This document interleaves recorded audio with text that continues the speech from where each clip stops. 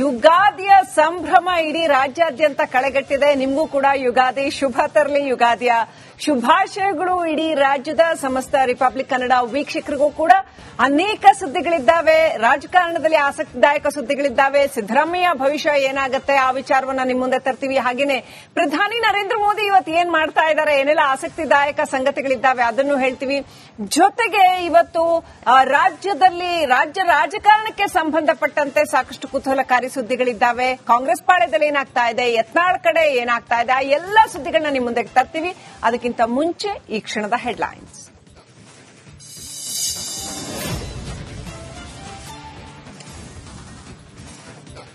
ದೇಶಾದ್ಯಂತ ವಿಶ್ವಾವಸು ಯುಗಾದಿ ಸಂಭ್ರಮ. ಉತ್ತರ ಭಾರತದಲ್ಲಿ ಶಕ್ತಿ ದೇವತೆಗಳಿಗೆ ವಿಶೇಷ ಅಲಂಕಾರ.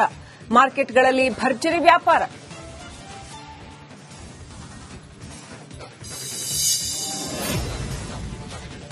ಕೆಲವೇ ಕ್ಷಣಗಳಲ್ಲಿ ನಾಗ್ಪುರಕ್ಕೆ ಪ್ರಧಾನಿ ಮೋದಿ ಭೇಟಿ. ಆರ್ಎಸ್ಎಸ್ ಪ್ರಧಾನ ಕಚೇರಿ ಸ್ಮೃತಿ ಮಂದಿರಕ್ಕೂ ವಿಸಿಟ್. ಮಾಧವ ನೇತ್ರಾಲಯಕ್ಕೆ ನಮೋ ಶಂಕುಸ್ಥಾಪನೆ.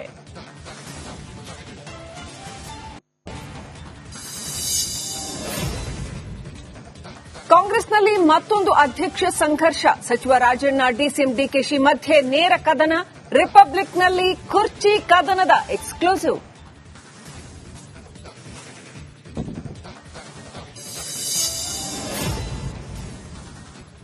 ಕಾಂಗ್ರೆಸ್ ಜೆಡಿಎಸ್ಗೆ ಹೋಗಲ್ಲ, ಬಿಜೆಪಿಯಲ್ಲೇ ನೆಲೆ ಇಲ್ಲ. ಹಿಂದೂ ಹುಲಿ ಸಡನ್ ಸೈಲೆಂಟ್. ಶಾಸಕ ಯತ್ನಾಳ್ ನಡೆ ಇನ್ನಷ್ಟು ನಿಗೂಢ. ಈ ಕುರಿತಾಗಿ ನಮಗೆ ಇವತ್ತಿನ ಅಪ್ಡೇಟ್ಸ್ ಕೊಡೋದಕ್ಕೆ ನಮ್ಮ ಪ್ರತಿನಿಧಿಗಳು ರೆಡಿ ಇದ್ದಾರೆ. ಬೆಂಗಳೂರಿನಿಂದ ಯುಗಾದಿ ಹಬ್ಬದ ಅಪ್ಡೇಟ್ ಕೊಡೋದಕ್ಕೆ ದೀಪ್ತಿ ರೆಡಿ ಇದ್ದಾರೆ. ಗಂಗಾಧರ ದೇವಸ್ಥಾನದಲ್ಲಿ ಏನ್ ನಡೀತಾ ಇದೆ ಅನ್ನೋ ಅಪ್ಡೇಟ್ ಕೊಡೋದಕ್ಕೆ. ಹಾಗೇನೆ ಕಾಂಗ್ರೆಸ್ ಪಾಳ್ಯದಲ್ಲಿ ಅಧ್ಯಕ್ಷ ಸಂಘರ್ಷ ಯಾವ ರೀತಿಯಲ್ಲಿ ನಡೀತಾ ಇದೆ, ಬಸವರಾಜ್ ಅಪ್ಡೇಟ್ ಕೊಡ್ತಾರೆ. ಹಾಗೇನೆ ನಮ್ಮ ಜೊತೆ ಯತ್ನಾಳ್ ವಿಚಾರದಲ್ಲಿ ಇನ್ನಷ್ಟು ಅಪ್ಡೇಟ್ ಕೊಡೋದಕ್ಕೆ ಚಂದ್ರು ಲೈವ್ ಕನೆಕ್ಟ್ ಆಗಿದ್ದಾರೆ. ಮಾದೇಶ್ ಇದ್ದಾರೆ, ಅವರು ಕ್ರೈಮ್ ಸ್ಟೋರಿಗಳ ಕುರಿತಾದ ಡೀಟೇಲ್ಸ್ ಕೊಡ್ತಾರೆ. ಎಲ್ರಿಗೂ ಕೂಡ ಗುಡ್ ಮಾರ್ನಿಂಗ್, ಯುಗಾದಿ ಹಬ್ಬದ ಶುಭಾಶಯಗಳು. ನಿಮ್ಮ ಸುದ್ದಿಗಳು ಬಂದಾಗ ನಿಮ್ಮ ಹತ್ರ ಬರ್ತೀವಿ, ಲೈವ್ ಅಪ್ಡೇಟ್ ತಗೋತೀವಿ. ಖಂಡಿತವಾಗ್ಲೂ ಕೂಡ ನೋಡಿ, ಯುಗಾದಿ ಹಬ್ಬ ಹಳೆ ಬೇರು ಹೊಸ ಚಿಗುರು. ಎಲ್ಲರ ಬದುಕಲ್ಲೂ ಕೂಡ ಈ ಪ್ರಕೃತಿಯ ಈ ಹೊಸತನ್ನ, ಹೊಸ ಯುಗದ ಆರಂಭ ಯುಗಾದಿ ಹಬ್ಬ. ರಾಜ್ಯದ ಸಮಸ್ತರಿಗೂ ಕೂಡ ಯುಗಾದಿ ಹಬ್ಬದ ಹಾರ್ದಿಕ ಶುಭಾಶಯಗಳು. ಎಲ್ಲರಿಗೂ ಯುಗಾದಿಯ ಶುಭಾಶಯದೊಂದಿಗೆ ಮೊದಲ ಸುದ್ದಿ ಏನು ಅಂತೇಳಿ ನೋಡ್ತಾ ಹೋಗೋಣ. ರಾಜ್ಯ ರಾಜಕಾರಣ, ಅದರಲ್ಲೂ ಕೂಡ ರಾಜ್ಯದ ಮುಖ್ಯಮಂತ್ರಿಗಳಿಗೆ ಗುಡ್ ನ್ಯೂಸ್ ಇದು. ಈ ವರ್ಷವೂ ಸಿದ್ದರಾಮಯ್ಯ ಕುರ್ಚಿ ಭದ್ರ ಆಗಿರುತ್ತೆ. ಯುಗಾದಿ ದಿನವೇ ಧಾರವಾಡದ ಗೊಂಬೆಯೊಂದು ಭವಿಷ್ಯ ನುಡಿದಿದೆ.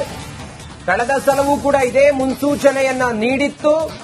ಏನೇ ಚಪ್ಪರ್ಲಾಗ ಹಾಕಿದ್ರೂ ಕೂಡ ಸಾಧ್ಯ ಆಗಿಲ್ಲ ಸಿದ್ದರಾಮಯ್ಯ ಅವರನ್ನ ಕೆಳಗಿಳಿಸೋದಕ್ಕೆ ಅಥವಾ ನಾಯಕತ್ವದ ಬದಲಾವಣೆ ಮಾಡೋದಕ್ಕೆ. ಜಪ್ಪಯ್ಯ ಅಂದ್ರೂ ಕೂಡ ಈಗಲೂ ಕೂಡ ಬೊಂಬೆ ಭವಿಷ್ಯ ನುಡಿದಿದೆ. ಸಿದ್ದರಾಮಯ್ಯನವರೇ ಮುಖ್ಯಮಂತ್ರಿ ಆಗಿರ್ತಾರೆ ಅನ್ನೋದನ್ನ ಹೇಳಿದೆ. ಈ ಸಲವೂ ಕೂಡ ಬೊಂಬೆ ಭವಿಷ್ಯ, ಸಿದ್ದರಾಮಯ್ಯನವರೇ ಮುಖ್ಯಮಂತ್ರಿ ಆಗಿರ್ತಾರೆ.